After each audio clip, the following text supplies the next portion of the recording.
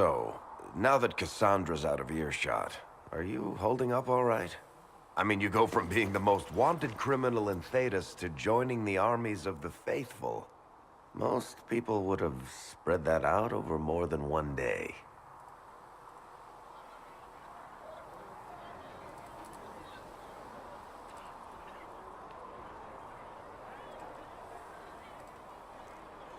I have no idea what's happening anymore. That makes two of us. For days now, we've been staring at the breach, watching demons and maker knows what fall out of it.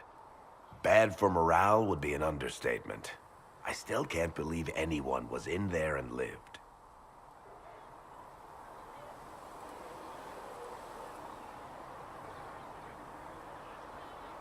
If it was that bad, why did you stay? Cassandra said you were free to go. I like to think I'm as selfish and irresponsible as the next guy, but this... Thousands of people died on that mountain. I was almost one of them. And now there's a hole in the sky. Even I can't walk away and just leave that to sort itself out.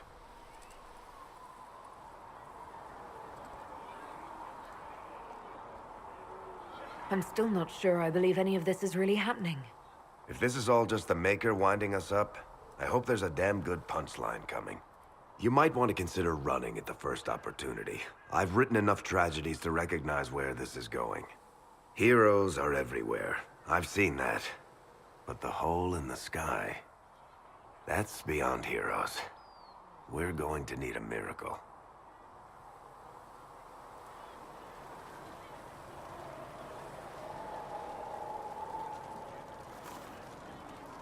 Need something?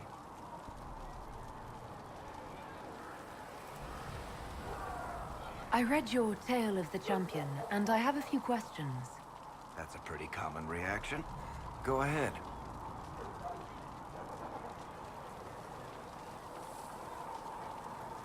What happened to the mage who destroyed the Kirkwall Chantry? The book never said. He fled Kirkwall with the mages from the Circle. Stayed with them a while, but he had to move on. Somehow a lot of mages blamed him for making them live as fugitives. I don't know where he is now, and I don't want to know. In the book, you say that first Enchanter Orsino turned himself into a giant monster made of corpses. How?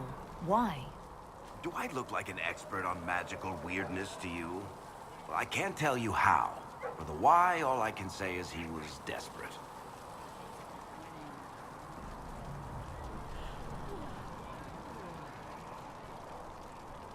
There's no way Hawke really could have killed the Arishok. It would have started a war with the Kunari. I was told later that the Kunari disavowed his actions. Apparently the Arishok didn't get permission before he attacked Kirkwall, and the Qun didn't want another exalted march. When they finally sent a ship to haul the wrecked dreadnought away, they just said, "We will never speak of this again." As far as I can tell, that's the Qun's version of an apology. Where are the rest of Hawke's associates now? Meryl decided to look after the elves left homeless by the fighting. She's done a pretty good job of keeping them away from the mages and Templars, so far. I guess she has plenty of practice avoiding stupid human battles with her old Dalish clan. Fenris has kept himself busy, hunting down the Tevinter slavers who came south to prey on the refugees. I'm not sure exactly where he is at the moment. You can usually follow the trail of corpses, though. Isabella went back to the Raiders. She's calling herself an admiral now. I don't know if she's actually in charge or just has a really big hat. Might be the same thing, honestly. Sebastian went back to Starkhaven. I'm sure he's boring all sorts of people there. Last I knew, Hawke's sister Bethany was doing something wardeny near the Anderfell's border. Aveline is still guard captain. I'm pretty sure Kirkwall would fall into the sea if she quit her job.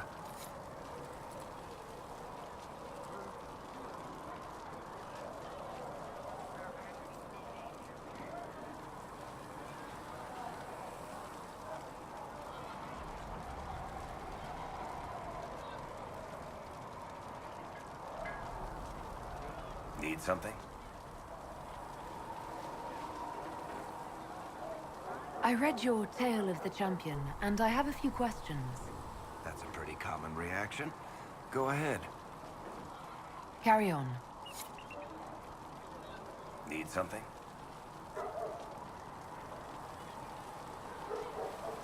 The red lyrium we found at the temple seemed to upset you. My brother Bartrand and I sort of discovered red lyrium during an expedition in the deep roads. We located an ancient taiga, so old it barely looked dwarven. There was this idol there made of it. Bartrand brought it back to the surface, and, well, everything's gone downhill from there.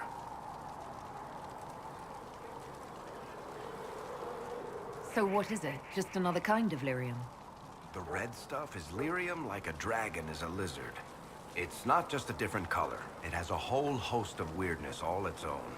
I've written to every mining cast house in Orzammar. No one's seen this stuff before or knows where it came from.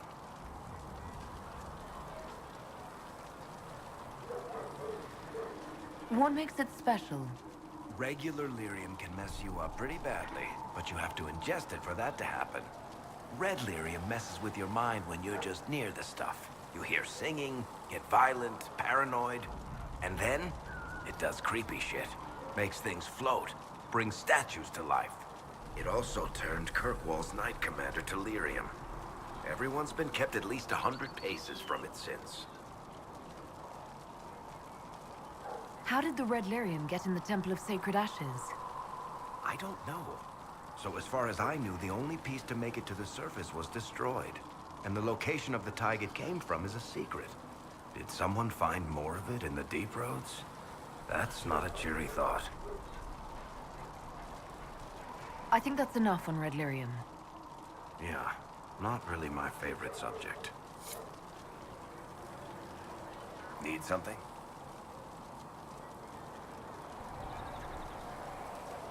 I read your Tale of the Champion, and I have a few questions. That's a pretty common reaction. Go ahead. Carry on. Need something? Can I ask you something, Varric? You want to talk about me? I'm flattered. Also inclined toward extravagant lies.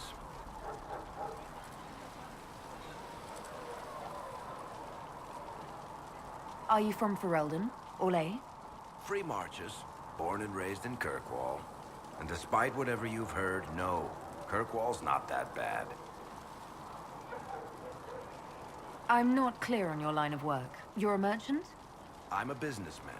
My family has a seat in the Dwarven Merchants Guild. Merchants buy and sell goods. Businessmen buy and sell stores. In my spare time, I manage a spy network, and occasionally, I write books.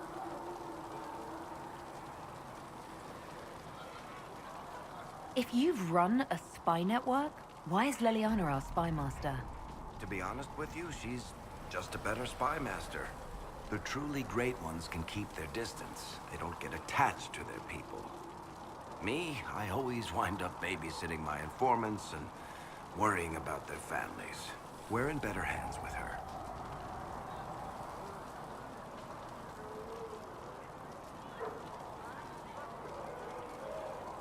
You're an author. What kind of books have you written? I've tried my hands at a few genres. My crime serials are my most popular. Hard in Hightown, guards breaking the rules to get things done. The Tale of the Champion is the most famous thing I've written, or infamous maybe. I started a romance serial once, Swords and Shields, but to be honest, I don't have a knack for romances. Most of my stories end in tragedy.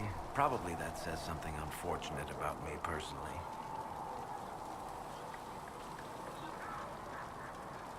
What sort of shops do you own?